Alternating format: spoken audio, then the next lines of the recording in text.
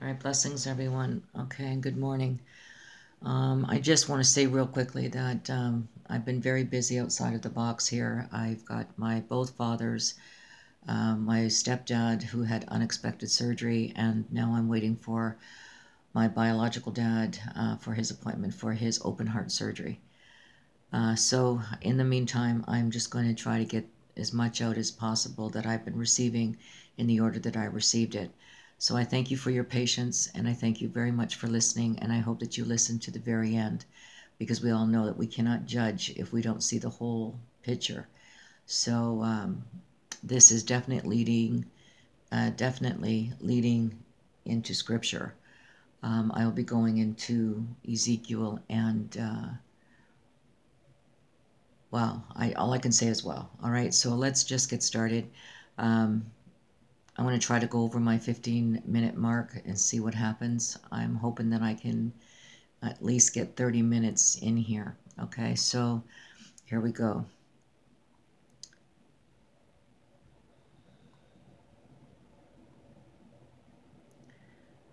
All right. It says here that, you know, this is a phenomenon. This is HARP, the experiments, okay, or an alien death ray is what they, question mark. Now, 152 dolphins boiled alive here, okay, from an eyewitness, an Iranian man who was a fisherman, and he witnessed, right here, it says, it's dealing with an ongoing experiment with the Earth's ionosphere, and these experiments, many have resulted in the killing of 152 dolphins in the Straits of Hormuz of the Iranian town of Badr back in 2008, and an Iranian fisherman was an eyewitness to this phenomena that caused a mini tornado or a waterspout to literally cause the sea to boil and turn blood red. Afterwards, a total of 152 Gulf dolphins and large numbers of fish were found dead, literally burned to death by what appeared to be the death ray from the sky.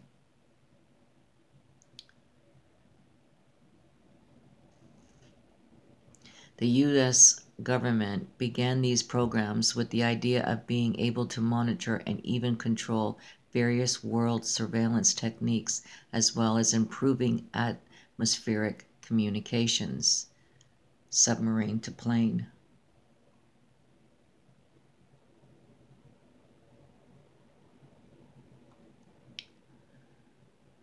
After all, if this death ray in the form of a tornado-like force can make seawater boil and kill marine life as it passes over, think what it could do to human beings. Perhaps Tesla's innovations and theories have finally been accepted after all.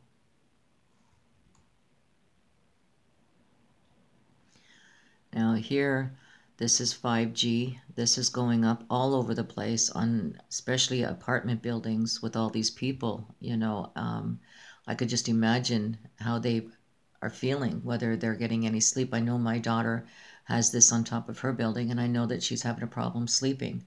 Her thinking is not all there. It's not as clear. So definitely. I mean, this is what's been going on here in Windsor. I just want to show you a few things here. Now this is on the other side of that building that I just showed you. This is on top of the building on the other side. Okay, so let me just take you back to that picture. And it was right here. See this one right here? They're all the same. Okay, and this is on the other side of the building.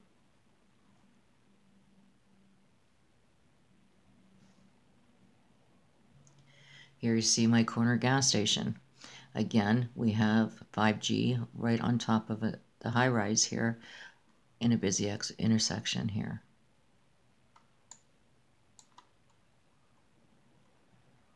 Okay.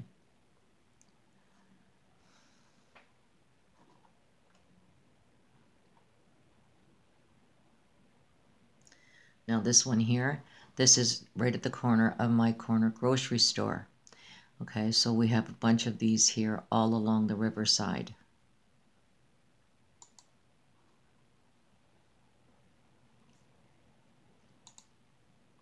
And here's the parking lot. This is the corner store. And along the buildings in the back, we have these here. Here we have two. And here's Tim Hortons, again, another very busy intersection. And, you know, I was just thinking about this the other day and how this was the corner where Jesus had shown himself to me, where his palms were faced out and he was facing west. And this is the same intersection, and we have two towers here.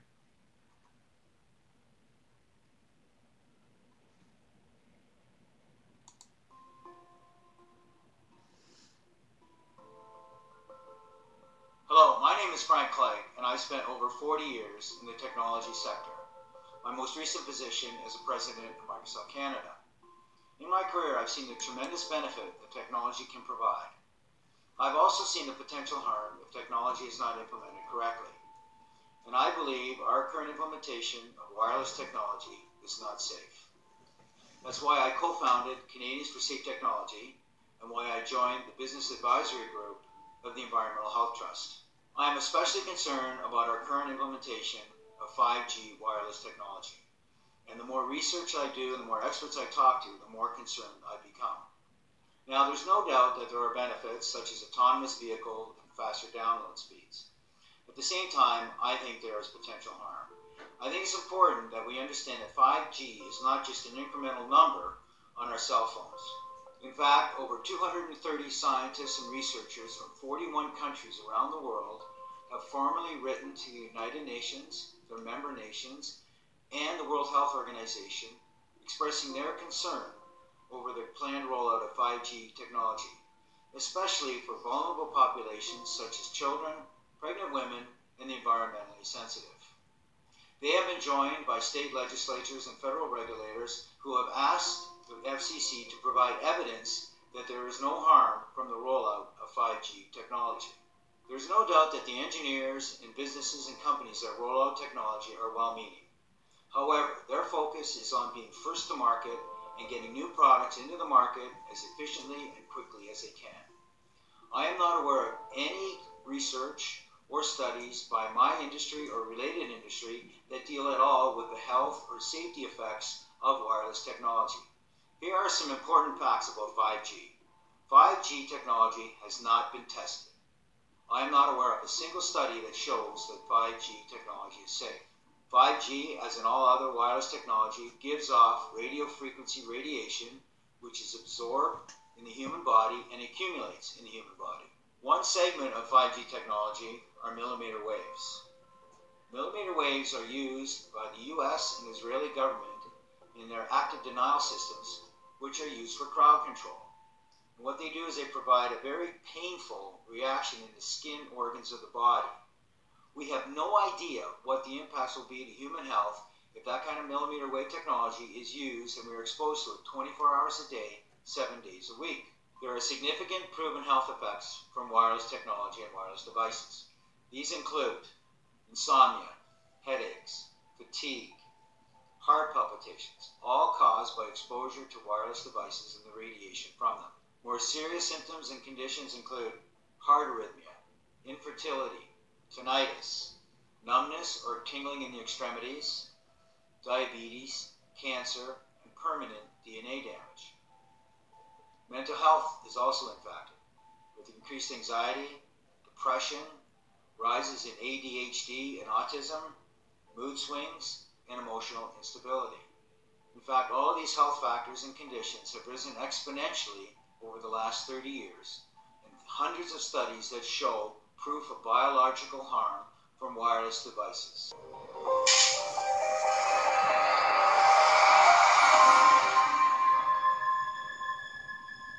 There's a lot of confusion about what 5G is. The G stands for generation. So you started off with the first transmitter system. Back in the 1980s. In the 80s, yeah. So you had 1G, then you had 2G. And as the generations moved on, you started to see more complex signal systems, cleverer pieces of antenna designs, etc., etc. So the whole thing became more data, quicker downloads, etc., etc. However, 5G is something completely different. Right, let's get a breakdown. Let's tell the people what this really is. This is the 5G transmission device. That's a hell of a beast, that, isn't it? These are the uninsurable transmitters. Just get a good look at that, guys, because obviously I know there's quite a few experts who want to see more detail about the transmitters and the chipsets. Just have a good look, boys. This is the control management system masquerade. There's an antenna there, you see that? What is this phased array antenna here? What's that? This is for phased array, alright? As you'll see, it's got a driver, it's got some chip there. It's one chip. Look at the chipsets on this. This is your dystopian world. What did Gated Council say? I'll tell you what, I think we better send some of these educated fools back to school, or just send them to prison. Whichever's the easiest. I think prison's probably better. Alright, that's 5G, guys. That's 5G hardware. You must consider the whole part played by electricity in nature. Human beings cannot go on developing in the same way in an atmosphere permeated on all sides by electric currents and radiations. It has an influence on the whole development of man. This life of men in the midst of electricity, notably radiant electricity, will presently affect them in such a way that they will no longer be able to understand the news which they receive so rapidly. The effect is to damp down their intelligence. Such effects are already seen today. Even today, you can notice how people understand the things that come to them with far greater difficulty than they did a few decades ago. Rudolf Steiner, 1924. Rudolf Steiner noted that in 1924, since then our atmosphere has become far more permeated with electric waves of widely diverse types. There's no doubt now that electric waves, electromagnetic forces, cause direct biological effects. There's thousands of peer-reviewed papers on this subject. There's no doubt about it. But what are these effects? How are they affecting us? What can we do about it? We're now at a stage where we're putting in what's called 5G, which is a special type of broadcast for high-density information transfers.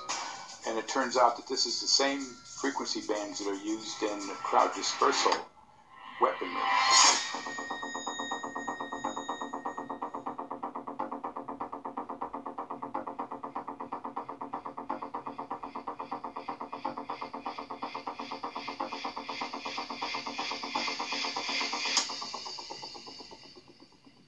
5G, first and foremost, is densification. So it's significantly more transmitters in close proximity to the human, and it is also a sophisticated, illegal, unlawful transmitter. What I mean by that is it is a high gain dielectric lens antenna, and what that allows 5G transmitters to do is to 3D map its environment in your home. The 868 megahertz frequency is specific for battlefield interrogation systems, so sub-gigahertz. It allows the signal to travel through concrete brickwork with ease, and it can actually data gather. It is a target acquiring system. Phased array is basically radar off the battlefield. It is extremely good at identifying targets and being able to lock onto targets. And not only that, it can specifically target you as an individual. So any judge sitting on an interesting case, let's say, any lawyer, any barrister, anybody doing any work that is potentially controversial, your life could be at threat. So the antenna design that you currently have on top of these LED streetlights, masquerading as a control management system, is basically battlefield interrogation equipment. The first phased array unit was actually called Mammoth, used by the Germans during the Second World War to identify Allied aircraft. Obviously things have moved on significantly since then.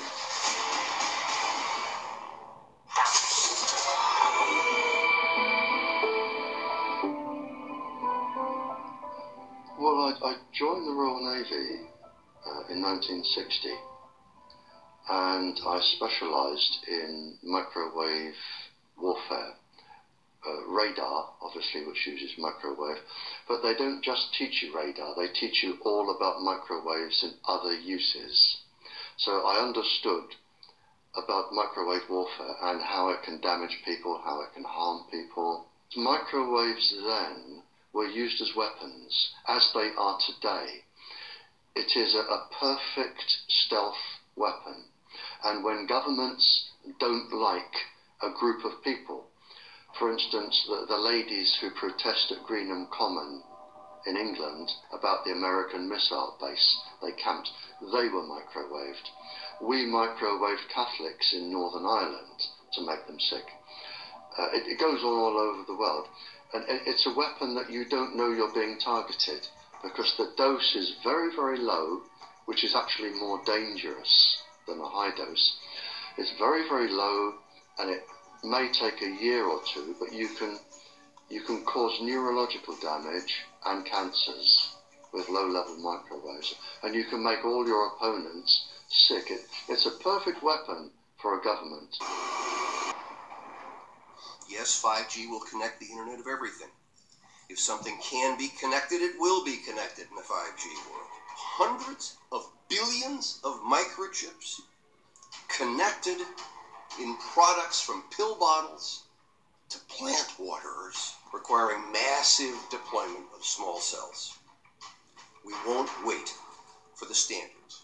Now, to make this work, the 5G build-out is going to be very infrastructure intensive.